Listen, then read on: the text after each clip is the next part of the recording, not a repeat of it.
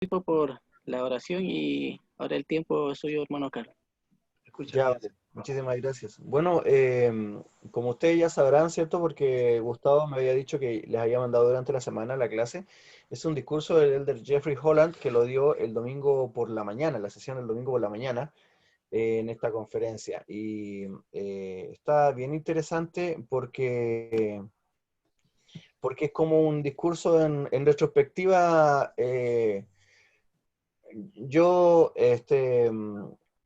me llamó la atención porque es algo que como hipotéticamente más de alguno habrá querido hacer en algún momento, ¿cierto? Viajar en el tiempo e ir al pasado y estar presente cuando se suscitaron ciertos acontecimientos históricos, ¿cierto? El discurso se llama Un fulgor perfecto de esperanza y efectivamente tiene que ver con esto que estaba sucediendo en 1820. Y el elder Jeffrey Holland cuenta que él con su esposa tomaron muy en serio eh, esto de prepararse para la conferencia de abril, eh, como consejo del presidente Monson. Entonces, ellos decían que ellos estaban como preguntándose si pudieran volver en el tiempo atrás y pudieran estar ahí junto con todas las demás personas. ¿Qué es lo que a ellos personalmente les gustaría que existiese eh, en el mundo en ese instante? Y efectivamente comienza a enumerar varias cosas que hoy en día, de las cuales hoy en día ya tenemos conocimiento y de las cuales gozamos. Y entonces, las preguntas que ellos comienzan a hacerse, dice, ¿qué es lo que falta aquí? ¿Qué desearíamos tener? ¿Qué esperamos que Dios provea como respuestas a nuestros anhelos espirituales? Eh, yo, la verdad es que me imaginé que iban a decir algunas cosas, pero no me imaginé que iban a decir tantas cosas tan en específico y tan detalladas. Pero sí me llamó mucho la atención una, que es la que me gustaría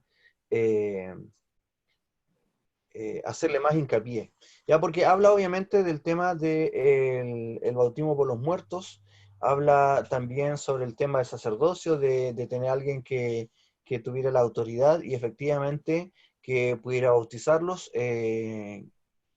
con, siendo reconocido esa ordenanza ante los ojos de Dios. Ya dice varias cosas en realidad, pero la que más me gustó a mí fue sin duda alguna el tema del carácter de Dios. Porque efectivamente, si nosotros nos remontamos un poquitito a la historia, efectivamente, para aquella época el tema del carácter de Dios, y aún hoy día, aunque en menos grado, pero aún hoy día se siente, se enseña, se ve, se muestra a un Dios que estuvo en la tierra, hizo su obra y luego se mandó a cambiar y nos dejó botados acá, y ahora sálvese quien pueda, y ahí nos vemos luego en la segunda venida, chao, y ahí nos voy a juzgar y ahí veremos a quién lo hizo bien y quién lo hizo mal, y bueno, ahí tienen la Biblia y arréglensela como puedan. Para muchas personas la cosa es así, porque si nosotros le preguntamos sobre el tema de revelación moderna, mucha gente lo niega. Los cielos están cerrados, Dios ya no revela, ya no llama profetas, todo está en la Biblia, ¿sí o no? En muchas religiones se dice eso, se afirma eso. Entonces, si uno le dice, es que los cielos han sido abiertos, no, es que eso ya no, porque la Biblia está todo lo que necesitamos, Dios ya dijo todo, ya no es necesario nada más. Entonces, eso se ha ido arrastrando desde aquella época hasta la época de hoy día. Entonces, cuando eh, ellos hablan sobre este tema, de Holland hablan sobre que una de las cosas que a ellos les gustaría, si vivieran en la época de 1820, sería que alguien les enseñara de una manera más coherente del carácter de Dios, ¿cierto? Y que no lo hicieran presentar, como dice ahí parafraseando, como un ser que estuvo aquí en la tierra, hizo sus negocios y ahora anda en cualquier parte del universo haciendo otras cosas. Ya, eso es lo que dice ahí el discurso. Entonces, efectivamente, a mí me gustaría que nosotros nos enfocáramos un poquito más en esto y pudiéramos compartir efectivamente cómo es que el tema de conocer más el carácter de Dios con todas sus etapas, ¿cierto? Porque ahí con la primera visión surge el primer gran despeje de dudas respecto de Dios y de Jesucristo. Y me gustaría que fuéramos compartiendo un poquitito el tema de las experiencias que ustedes puedan haber tenido con respecto a este tema de la comprensión de Dios como un padre más que como un juez castigador. ¿Ya? Les dejo ahí libremente mientras yo busco una de las partes que quería leer, ¿vale? El que quiera compartir alguna cosa importante. Dice acá. En uno de los párrafos dice, sí, nuestras esperanzas en 1820 habrían sido descubrir que Dios habla y guía tan abiertamente en el presente como lo hacía en el pasado. Un verdadero padre, en el sentido más amoroso de la palabra. Ahora, ¿saben qué? Es interesante que el discurso escrito tiene muchas variaciones con respecto al discurso hablado, es decir, lo que el traductor iba diciendo. Entonces, igual fue bastante bueno haber hecho los dos ejercicios de leer y también de escuchar, porque hay muchas cosas que se enriquecen en el discurso. Hay varias cosas que cambian, pero que a la vez lo enriquecen. Dice, desde luego, no sería un autócrata frío y arbitrario que predestinó a unos pocos elegidos a la salvación y que luego relegó al resto de la familia humana a la condenación. Ese tema también me llamó mucho la atención. Nosotros sabemos que hay, por mucho tiempo, por mucho tiempo, se creyó que nosotros éramos predestinados. La doctrina de la predestinación primó en muchas iglesias en el fondo, donde se creía efectivamente que nosotros estábamos predestinados, ¿cierto? Algo así como las castas en la India, estábamos predestinados a ciertos lugares sin importar lo que nosotros hiciésemos aquí en la tierra. ¿Sí? Eso lo entendemos, ¿verdad? Por eso es importante que cuando nosotros compartamos con alguien, cuando hablemos con alguien, tengamos cuidado de no decir que nosotros somos predestinados eh, en el sentido amplio de la palabra, porque nosotros fuimos predestinados a venir a la tierra, eso sí, ¿cierto? Esa fue nuestra gran misión. Estábamos destinados a venir a la tierra. Ahora, si escogimos seguir el plan de Dios o el de Satanás, es otra cosa. Pero teníamos todos la misma oportunidad.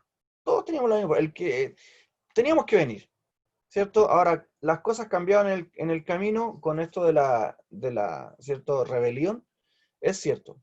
Pero hasta ahí, básicamente, ¿cierto? Llega nuestra predestinación. Lo demás, ¿cierto? Tenemos que entender que cuando hablamos del tema de la exaltación, tenemos que hablar de la preordenación, porque eso es lo que nos permite a nosotros entonces actuar como seres libres y autónomos, basados, ¿cierto? en el albedrío. ¿Ya? Entonces, el concepto es súper importante que lo manejemos bien.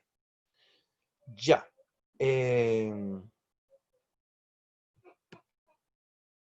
¿Por qué No, aquí? iba a comentar algo cortito con respecto a eso, de que estaba pensando de por qué la gente probablemente tendía a creer eso, de que por alguna razón estábamos predestinados a algún propósito, porque hay varios conceptos, pero dentro de las diferencias que yo veo es que la predestinación implica cierta rigidez a algo que va a ser así de manera eh, inflexible. En cambio, la preordenación tiene que ver con la dirección que se nos da, pero que tiene que ver con el albedrío. Tenemos la posibilidad de decidir entendiendo cuál es qué es lo que se espera de nosotros. Y la predestinación yo creo que se asociaba a la idea de que Dios o todo lo que ocurre en esta tierra está Dios controlando eso. Entonces, si nos pasó algo, Dios quería que fuera así y Él está controlando todo lo que ocurre en nuestra vida. Entonces ahí surge la pregunta, ¿realmente Dios controla cada una de las cosas que nos pasan, nuestros éxitos y nuestros fracasos? ¿Era como estábamos destinados a eso? Es interesante eso porque efectivamente me hizo recordar que, porque es un tema que nosotros podemos debatir un poco, y eso me gusta, porque hay un dicho, ¿cierto?, en la iglesia que dice que nosotros podemos escoger nuestras acciones, pero no las consecuencias. Entonces también por ahí va el tema de esta preordenación para nosotros, es decir, se nos da la oportunidad, ¿cierto? Obviamente, de poder elegir, pero las consecuencias de ella, ¿cierto? Son muy inciertas. Entonces, por eso también el tema de la predestinación es tan complejo, porque no es siempre no siempre va a ser así. Es decir, Dios va a permitir, ¿cierto?, que hagamos las cosas, pero cuidado que las consecuencias no siempre van a ser las que uno quiera, ¿ya? Dice, él sería alguien cuyas acciones, cada una de ellas, según la declaración divina, serían para el beneficio del mundo, porque él ama al mundo y a cada uno de sus habitantes. Ese amor sería la razón principal por la que enviaría a Jesucristo, su Hijo unigénito, a la tierra. Entonces, cuando hablamos nosotros de poder entender que Dios nos ama, ¿cierto? Hoy en día entenderlo, además, es justamente la razón por la cual podríamos llegar a aclarar el concepto de por qué envió a Jesucristo a la tierra. De hecho, una de las cosas que me llamó la atención en el discurso fue que en esa época se estaba esfumando el tema del sacrificio expiatorio de Jesucristo. Se estaba poniendo en duda, dice al final del discurso, se estaba poniendo en duda que efectivamente Jesucristo hubiese venido a la tierra y haya hecho este sacrificio por toda la raza humana.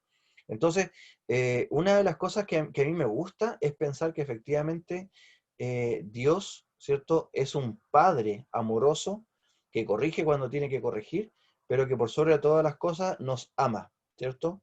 Eh, Porque en aquella época, ¿cierto? En aquella época se veía mucho con el tema de que era castigador, castigador y castigador. De hecho, hoy en día la expresión el temor de Dios tiene que ver con miedo más que con respeto. En aquella época la expresión temor de Dios significaba tenerle respeto a Dios. Y hay una gran diferencia entre tener respeto y tener miedo, ¿cierto? Cuando uno tiene miedo, obedece en su presencia, ¿cierto? Pero no estando en su presencia hace lo que quiere. En cambio, el respeto va a una obediencia en cualquiera de las circunstancias, ya sea que me estén observando o no me estén observando. Entonces, cuando habla la escritura del temor de Dios, ¿cierto? Se malinterpreta a veces como cuando hablamos de un Dios castigador, así, un severo y todo eso, siendo que es todo lo contrario.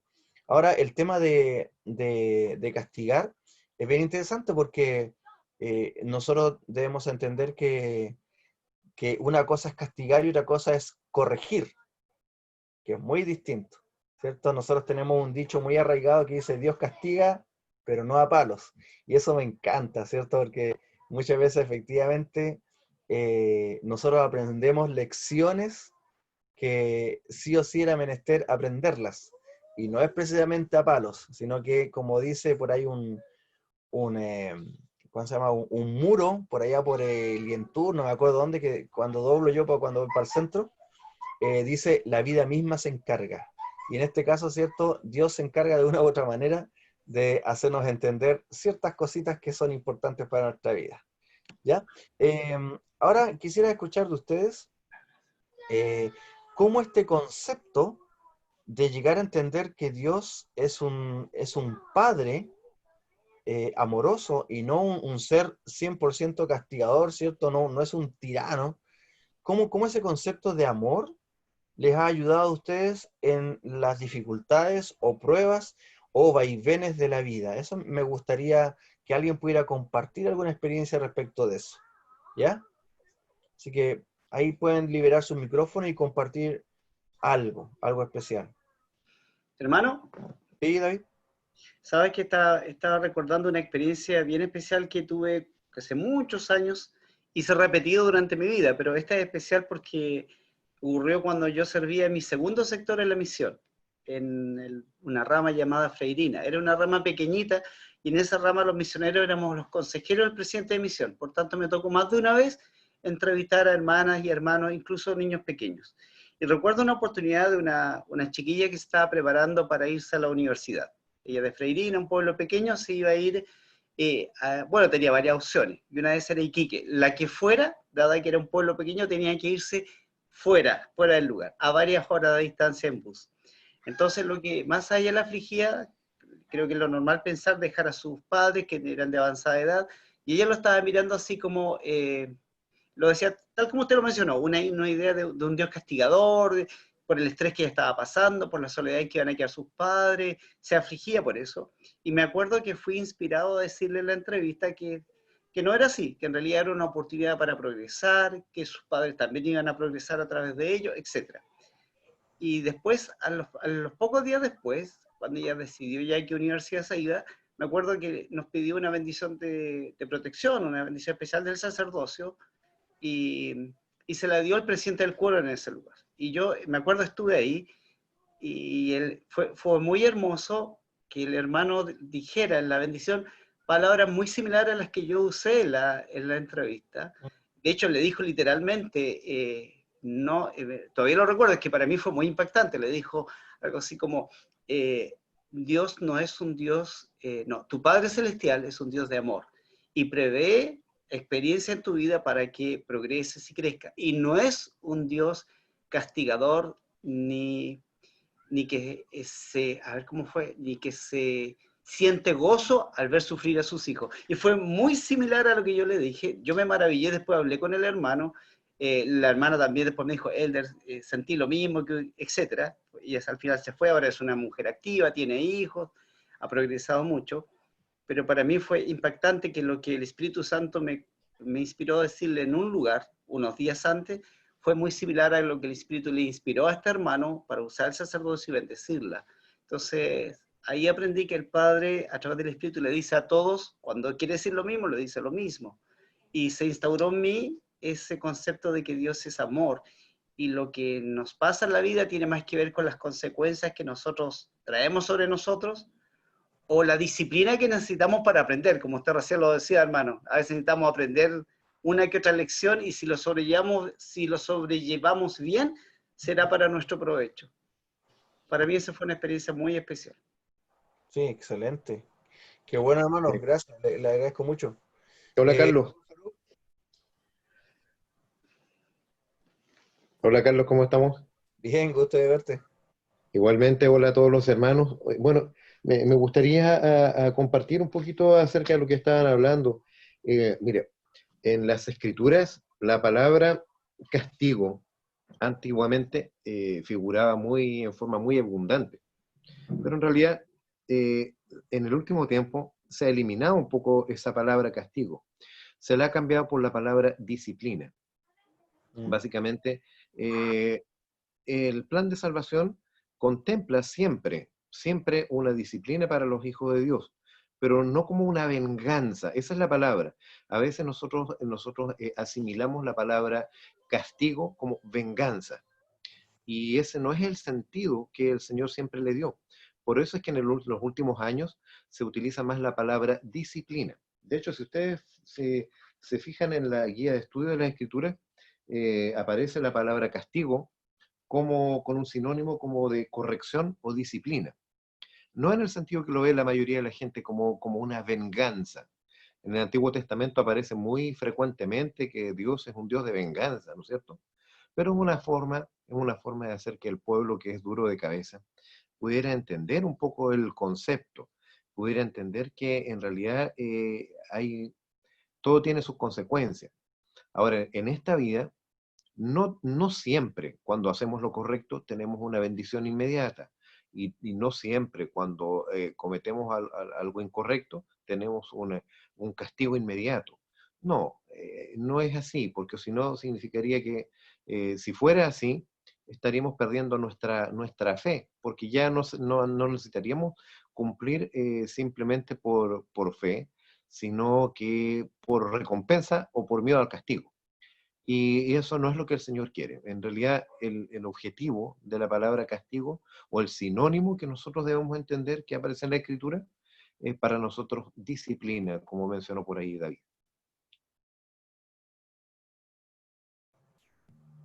Eso. Excelente, muchas gracias.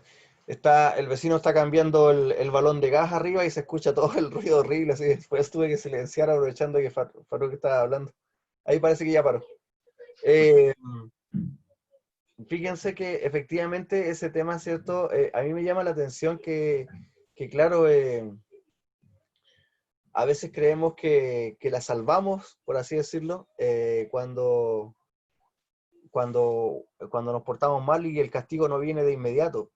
Pero justamente tal como decías tú, eso afectaría directamente a nuestra fe y ahí dejaríamos, ¿cierto?, de actuar por convicción y empezaríamos a actuar por temor, ¿cierto?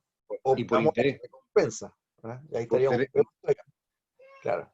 ¿Alguien más quisiera compartir con la clase alguna experiencia significativa respecto de descubrir este tema del amor de Dios en sus vidas? Sí. ¿Puedo hablar, Carlitos? Adelante, Patito. Hola, primero, buenas tardes con todos, mis hermanos. ¿Verdad? Eh, Hablando del amor del Padre Celestial, yo estaba pensando y justamente estamos leyendo el libro de Mormón, ahora, ¿no es cierto? Vamos por tercer Nefi. Y me doy cuenta de cómo somos o cómo podemos ser, cómo es el pueblo. Eh, el pueblo, cuando iba a la guerra, cuando iba a ser como destruido, le pedía al Padre Celestial, al Padre, que que le ayudara a poder salir victorioso contra sus enemigos, ¿ya? Entonces, después de la guerra salían victoriosos y estaban bien y después se olvidaban del amor del Padre Celestial y otra vez continuaban. Y así era el pueblo nefita, como que abusaba del amor del Padre Celestial y, y se olvidaban del amor que nuestro Padre Celestial tiene. Entonces estaba pensando de que nosotros igual podemos ser así, sabemos a quién confiar cuando necesitamos ayuda, sabemos quién puede bendecirnos y ayudarnos. Y nos acercamos a Él y confiamos en su amor y Él nos bendice, pero después, ¿qué pasa? Nos olvidamos de nuestro Padre Celestial, del amor que Él nos tiene y otra vez como que abusamos mucho también de la confianza de nuestro Padre. Él, ya estamos mal, pero le pido y nos ayuda y así, como que estamos un poco mal en ese sentido, pienso yo. Como que abusamos, sabemos que nuestro Padre Celestial nos quiere y nos bendice, pero después nos olvidamos también del amor que Él nos tiene también. Eso quería comentar, hermano Carlitos. Sí, gracias, Patito. Efectivamente, cierto. Y lo más terrible de todo, que eso también llevó al pueblo nefita a la destrucción final, entonces debería servirnos a nosotros de escarmiento, ¿verdad? No solamente arrodillarnos cuando necesitamos ayuda, sino también cuando tenemos que agradecer. Em, hay un parrafito donde habla de Jesucristo, y esto es lo que yo comencé a hablar al inicio, y es que quiero que alguien me mencione cuál fue uno de los primeros aprendizajes que se afianzó gracias a la primera visión. Hay un tema importantísimo ahí.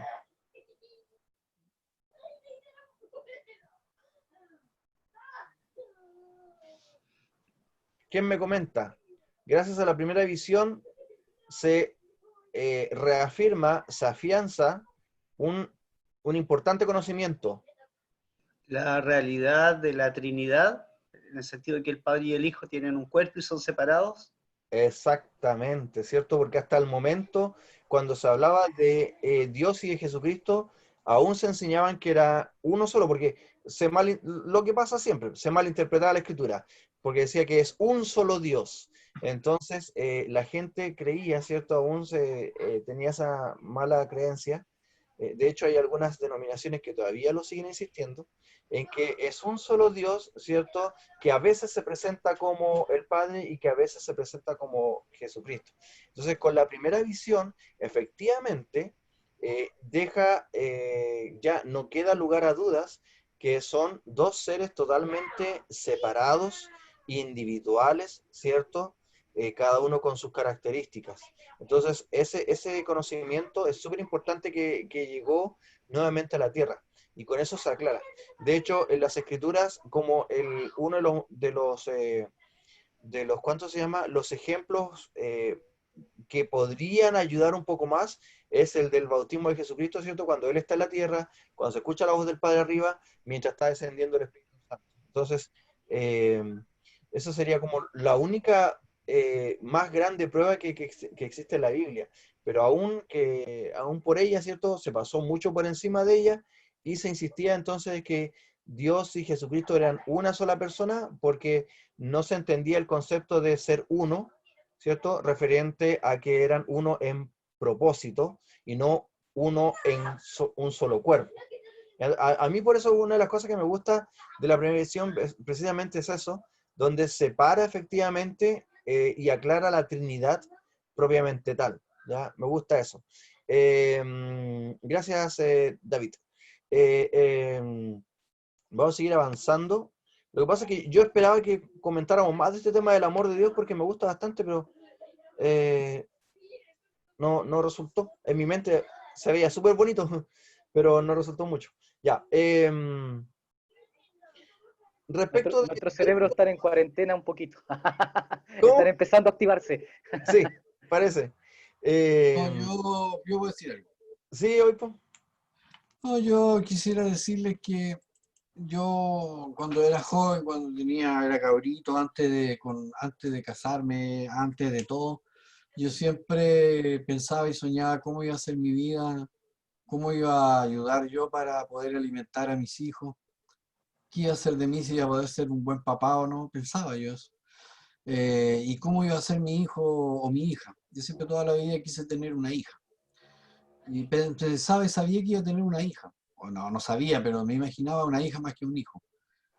Y después con el tiempo, eh, yo desde ese tiempo, desde antes que naciera mi hija y antes de que yo casarme, yo ya quería a mi hija ya. Yo ya me imaginaba siendo un papá, aunque no tenía idea de lo que iba a ser papá.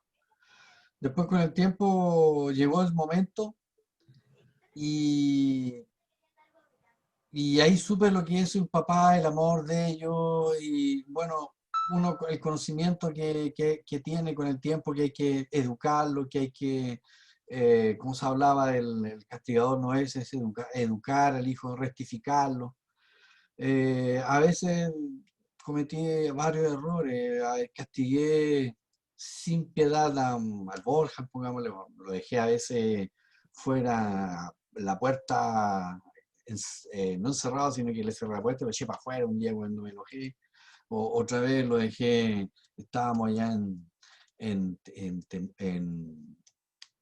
Temuco, me acuerdo, no, en Villarrica, por ahí está, en Valdivia y él se quería venir, pues. Entonces yo me acuerdo que lo dejé en el terminal solo. Me pesqué el auto y me fui. Me siento arrepentido, de verdad, me siento arrepentido de esa vez. Lo dejé porque estábamos todos practicando en familia, vivían, disfrutando y él se quería venir para Conce. Y yo me enojé, pues. Entonces lo llevé a comprarse los pasajes para que se viniera. Y lo dejé, y cuando estaba ahí, me dio la raya, me fui. Y lo dejé solo.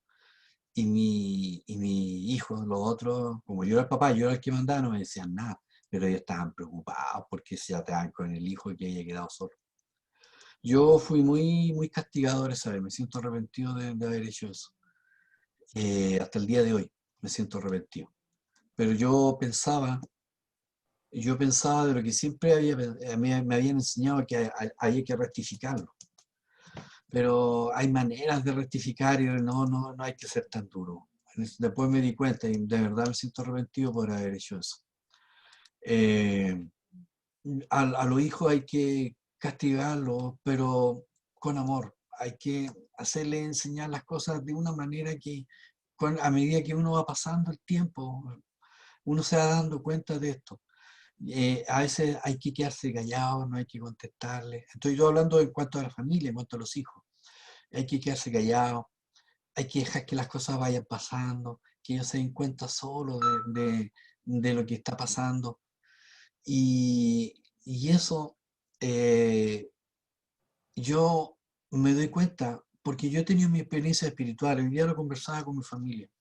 Yo he escuchado en este oído, porque el otro no escucho, he escuchado en este oído la palabra de Dios, en serio, de verdad.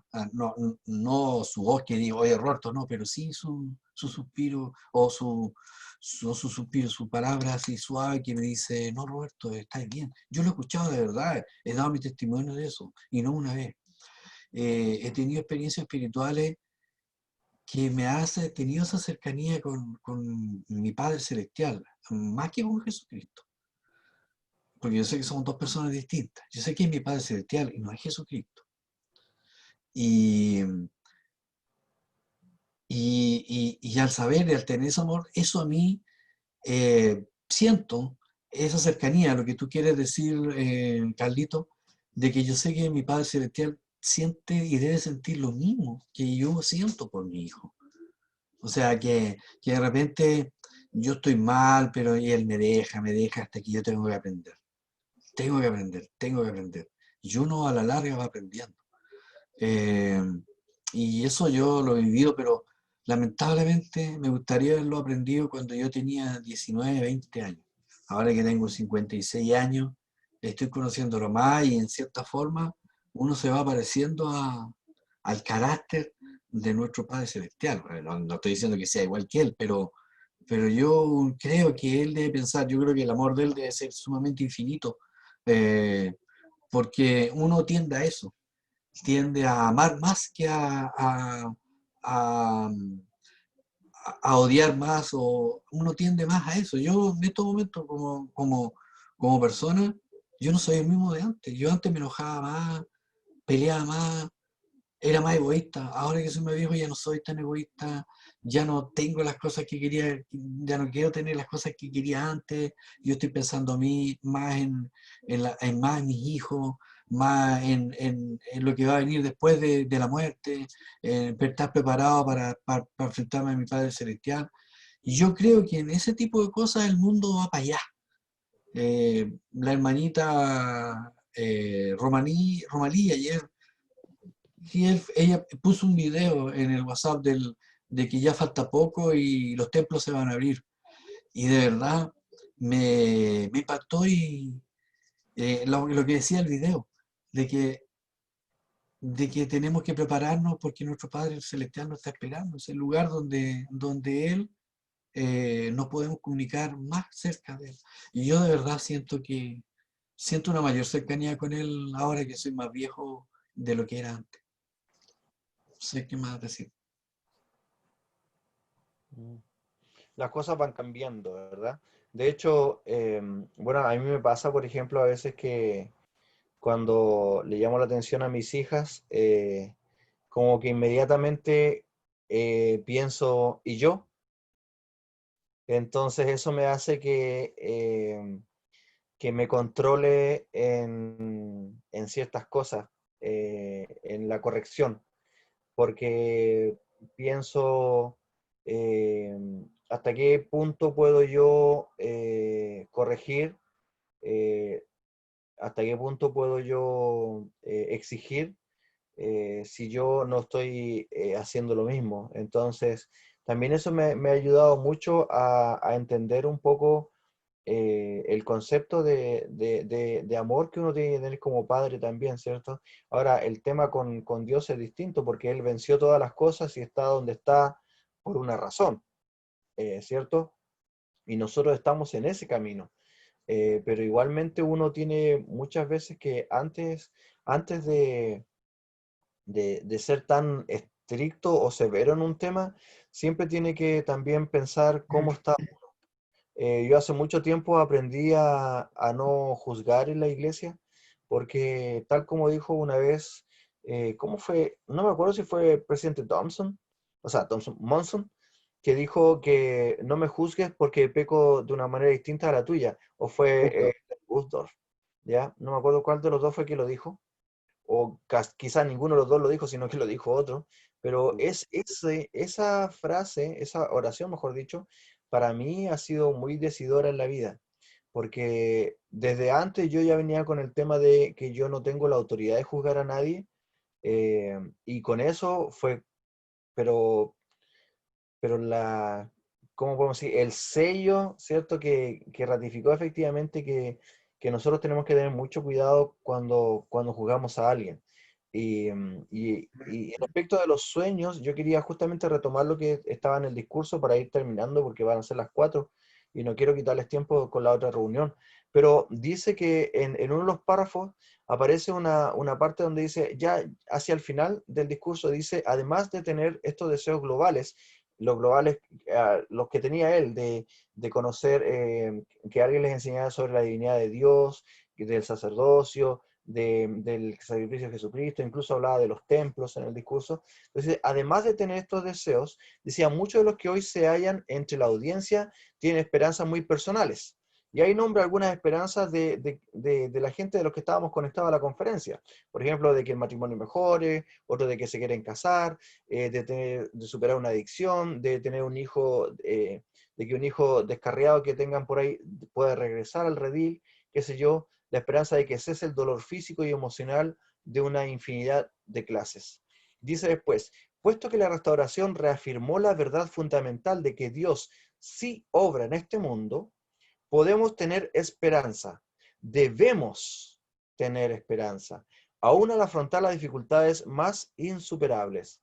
Eso es lo que significa el pasaje de las Escrituras que indica que Abraham pudo tener esperanzas contra esperanza, es decir, pudo pudo creer a pesar de tener todos los motivos para no creer que él y Sara podrían concebir un hijo cuando eso parecía totalmente imposible.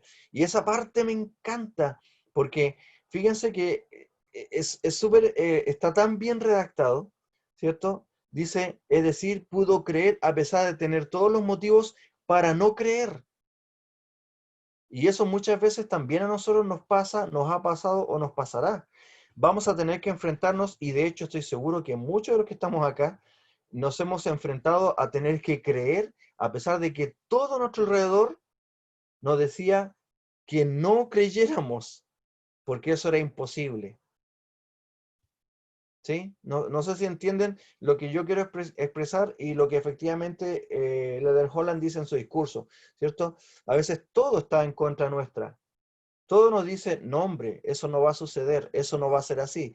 Y a pesar de ello, de las pruebas, nosotros debemos creer y tener esa esperanza. ¿Obispo, sí?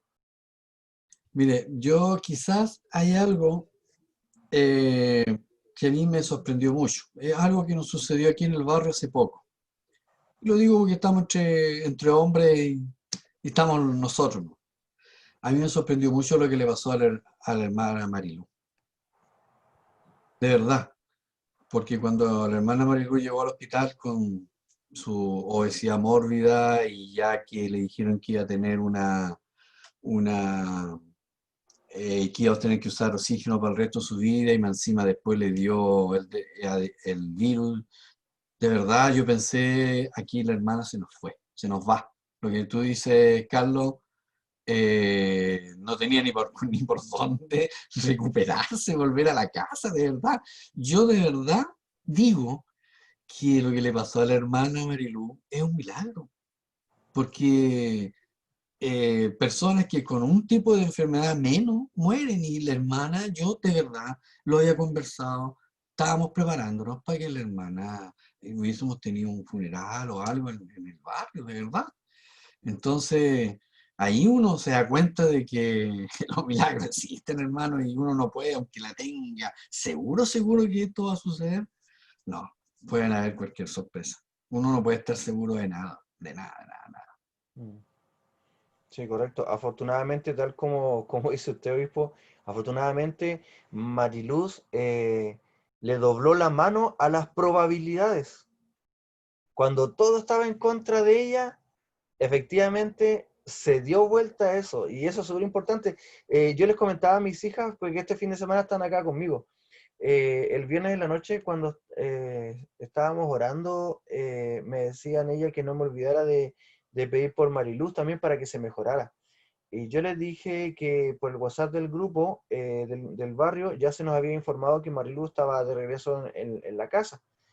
Le dije, ¿acaso su mamá no les había dicho? Y me dijeron que no tenían ni idea. Entonces, cuando yo le dije eso, Gitaldén inmediatamente me dijo, sí, papá, porque eso es porque hemos estado orando mucho por ella y las oraciones sirven. Entonces, efectivamente, ellas tienen este testimonio tanto con Ariel, con la hermana Mariluz y con varios otros hermanos más, que siempre están orando y acordándose de pedir por esos hermanos, de pedir por esos hermanos, y ellas saben que efectivamente, aunque todo esté en contra, aunque todo diga lo contrario, si uno cree y aplica la fe, efectivamente, uno puede ver milagros realizarse en el mundo, en la vida de la gente. Y eso es magnífico, eso es maravilloso. Yo estoy súper contento por eso también. Así que ahora voy a terminar solamente con la última parte eh, del discurso que cierra así, muy brevemente. Dice: hermanos y hermanas, sabemos cuáles fueron algunas de las diferencias religiosas del comienzo del siglo XIX. Es más, sabemos de carencias religiosas que aún hoy en día no satisfacen el hambre ni la esperanza de algunas personas. Sabemos que varias de esas insatisfacciones alejan a algunas personas de las instituciones eclesiásticas tradicionales. Claro, no hay respuesta. También sabemos cómo escribió, un decepcionado escritor, que muchos líderes religiosos de la época parecen no tener idea de cómo tratar esta clase de declive, por lo que responden con una sopa aguada de deísmo terapéutico, activismos simbólicos baratos, herejías cuidadosamente cómodas, o a veces solo palabrerías carentes de inspiración. Y todo ello en un momento en que el mundo necesita mucho más, cuando la nueva generación merece mucho más, y cuando en su época Jesús ofreció mucho más. Me encanta eso porque ha pasado, ¿cierto?, que por falta del conocimiento y también a veces por falta de amor, las respuestas son escuetas en realidad, así como porque sí o porque no, y deja de preguntar. Y afortunadamente hoy en día nosotros tenemos muchas más herramientas para dar respuesta a muchas más inquietudes, y eso me gusta, me agrada. Yo siempre, yo siempre digo, hay varias preguntas que yo me tengo en mi mente y que algún día me las voy a, espero poder tener la respuesta. Pero mientras tanto, he de conformarme con lo que tengo y con eso que tengo que me sirve para vivir la vida que debo vivir. Y punto, lo demás no es necesario. Fíjense que voy a volver acá.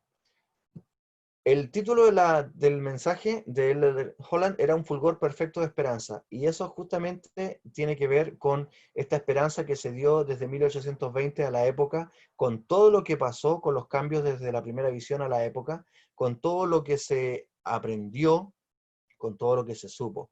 Y no olvidemos entonces que, como dijo Elder Holland, debemos tener esperanza. Él no solamente nos invita a que tengamos esperanza, es cierto, Él nos dice, debemos tener esperanza. Así que eso es lo que tenemos que tener la esperanza sí o sí, porque no debemos perderla, porque con ella, ¿cierto?, vamos a tener los cimientos para esperar bendiciones que en otro momento no las tendríamos si dudáramos o nos echáramos, como decimos en Chile, nos echáramos a morir, ¿sí? Así que eso, hermano, les agradezco de verdad su atención, a los que pudieron participar también y compartir con el resto de nosotros. Estoy contento de haber visto a varios ahí, a todos los que están presentes y a los que en algún momento van a ver después la clase grabada. Así que muchísimas gracias. Yo sé efectivamente que debemos guardar nuestras esperanzas, porque con ellas es que vamos a alimentar nuestro futuro. Y comparto esta clase en nombre de Jesucristo. Amén. Amén. Amén. Amén.